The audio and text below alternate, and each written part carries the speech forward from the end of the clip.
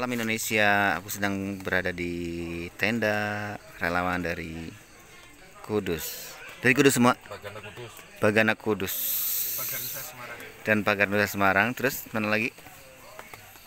Ini Bagana semua. Ini Bagana semua. Oh, Bagana semua. Oh, amazing. Markas Bagana dari Kudus. Boleh cerita nggak yang ditangani mungkin dari sini satu? Namanya siapa? Menangani apa? Ya, perkenalkan sahabat saya Ari Bowo, ya tentunya teman dari salah satu wartawan kemarin dari tim Pagar Nusa udah penanganan satu orang itu sakit ketimpa bangunan parah, tapi sebelumnya udah punya gejala stroke, sarafnya mati. Alhamdulillah dari teman-teman Pagar Nusa paling tidak sarafnya sudah bisa hidup kembali dan bisa berdiri walaupun belum secara maksimal itu. Mungkin masih akan ditangani lagi ya selama besok hari Sabtu itu adalah penanganan terakhir dari kami. Beliau umur berapa? Saya masih muda, baru 10 tahun ya. Oke. Kalau pasiennya umur berapa? Pasiennya itu udah sepuh sekali, kisaran 75 tahun. 70. Dan stroke-nya itu udah berapa lama? Stroke-nya udah 20 tahun. Innalillahi. Udah 20 tahun. BTW dengan metode apa kalau dari Pagar Nusa ini? Kebetulan kita itu punya yang namanya satu teknik itu adalah massage. Sebenarnya adalah massage cedera, tapi kita kembangkan untuk massage sistem saraf pusat. Oh, lebih ke massage saraf untuk ini tadi. Luar biasa. Mungkin dari teman-teman Bagana yang ini juga dari apa? Massage juga kan? Iya, massage juga. Massage saraf. Gimana, punya pengalaman apa? Selama yang banyak itu kita mengalami bertemu dengan korban yang keruntuhan rumah. Korban keruntuhan rumah ada beberapa itu bahu, tangan, jari itu dislokasi. Jadi diobati sudah 2 minggu berjalan ini tidak ada perubahan, itu yang kita temukan. Akhirnya kita benahilah, kita reposisi kembali ke tempatnya. Karena kalau nggak pada posisinya maka penyembuhan itu akan sangat sulit. Nah, kalau sudah pada posisinya berarti 3 hari ke depan sudah dirasakan perubahan. Ini semacam pembetulan saraf, patah tulang juga? Dislokasi tulang. Dislokasi tulang, tulang yang bergeser yang tadinya harusnya tidak pada tempatnya. Oke.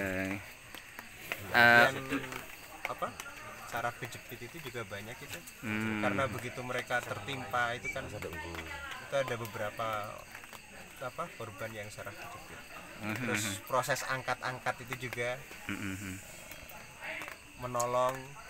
Kalau tadi pagi ada ibu-ibu yang ini pada saat gempa lari jatuh. Jadi semenjak jatuh itu separuh iyalah. Tadi ditangani juga. Iya, ditangani juga. Separuh badannya disfungsi. Alhamdulillah ini tadi dia sampai nangis-nangis di tenda. Karena udah 2 minggu tangannya nggak bisa gerak. Jadi sangat terbatas. Kemudian ke dokter, sama dokter coba ditangani bapaknya. Begitu sembuh nangis-nangis dia. Sampai bu dokternya nggak enak, dipeluk-peluk. Kakak namanya siapa, Kak? Saya Khairul Anas. Khairul Anas dari Pagar Nusa Semarang. Pagar Nusa Semarang. Kita beralih ke Bagana. Bagana. Evakuasi apa saja? Oke, selamat malam semuanya. Saya dari tim Bagana Kudus. Untuk pertolongan yang kemarin waktu kita di sini itu satu bedah rumah. Intinya bedah rumah, ambil barang yang masih evakuasi barang-barang yang ada di dalam. Kemungkinan orang lain tidak berani, warga juga takut. Nah, kita berani mengambil resiko apapun. Tapi alhamdulillah tidak ada apa-apa. Barang-barang kita ambil dengan kita ya selamat, alhamdulillah. Ini rekan-rekan Rumah yang sangat kemarin ada yang kita merobohkan rumah yang tidak layak pakai, yang rusak berat dirobohkan, yang rusak ringan dibenahi. Kemudian ini ada cerita lucu waktu ngambil barang di rumah terus rumahnya gempa. Ya itu. Nah itu terus itu kan itu pengalaman ada gempa susulan kemarin. Gempa susulan kita di dalam rumah ya. tapi nggak apa-apa. Nggak apa-apa. Alhamdulillah aman. Kembali kita masuk kembali setelah gempa selesai, kita masuk kembali ke dalam rumah, eksekusi barangnya lagi dilanjut. Cuman ada yang kecantol tasnya, siapa itu kecantol pintu? Iya, itu dari anggota dari Cilacap. Cilacap ya. Pak Tamrin dari Cilacap. Mau kabur kecantol gagang pintu. Jadi cerita lucu itu. Didorong-dorong temannya, ayo keluar, ayo keluar. Tas saya kecantol, gagang pintu gitu. Ada juga yang kami menemukan barang-barang berharga juga banyak dan kita serahkan ke Pemiliknya. kembali, dan pemiliknya merasa mengucapkan sangat terbantu dan sangat berterima kasih kepada kita semua tim relawan. Namanya siapa tadi? Kakak siapa? Mas Imam Mahfud, Imam Mahfud. tapi biasa dipanggil Pak Imam Subuh. Wis. Dan ini Ya, namanya siapa? perkenalkan, nama saya Supriyono dari Bagana Kudus. Saya Abdul Razak dari Bagana Kudus juga. Oke. Itu kakak itu? Ini Prasetyo Itu Hadi dari Bagana Kudus juga. Kudus. 4 orang dari Bagana Mhm. dari Kudus. Ini teman-teman Kudus dan Semarang sebelumnya sering menangani bencana alam. Ya, sering kali. Ya, misalnya ada pohon tumbang, sarang tawon, orang tenggelam, longsor, sering banjir, terutama Banjir yang paling sering kalau wilayah. terutama bencana di Kudus itu bencana tahunan banjir. Wajib gitu. Di Kudus itu memang ada laut. Nggak ada dari kali. Oh. Banjir bandang. Banjir bandang. Dan juga banyak Karena banyak tanah longsor juga dataran. ada di daerah pegunungan Muria itu. Kudus Utara tanah longsor, Kudus Selatan banjir. Itu sudah langganan tiap tahun. Oke. Ini BTW kenapa sih pada senang jadi relawan dan menangani bahaya-bahaya kayak tadi? Oh, Nggak tahu ya, karena ini panggilan hati. panggilan. Di tim kami itu biasanya disebut grup Cempaka. Cempaka 1 itu orang gila. Waduh. Ya, orang-orang lain tidak berani, ada bencana, tapi kita berani datang. Itu namanya kan orang gila, orang edan. Seperti itu, orang nggak waras. Logikanya seperti itu. Orang lain nggak berani mendekat, kita malah datang. Nah itu kenapa? Selain gila tadi itu.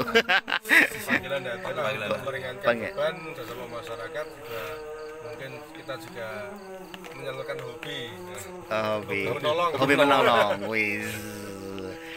Kalau kakak ini kenapa senang menolong di daerah bencana? Ya, sebenarnya gini, Mas Kendi, dari Paganusa sendiri ini sebelumnya belum pernah dalam kasus penanggulangan bencana seperti ini belum pernah. Dan ini sebenarnya adalah yang pertama untuk di Semarang. perihal penanggulangan bencana seperti ini. Cuma terus dari teman-teman ini sudah terbiasa yang namanya penanganan cedera. Kan yang namanya pencaksilat itu udah biasa tuh, ada cedera, sentuhan fisik itu udah biasa. Makanya kita condongnya itu sebenarnya ke masa cederanya tadi.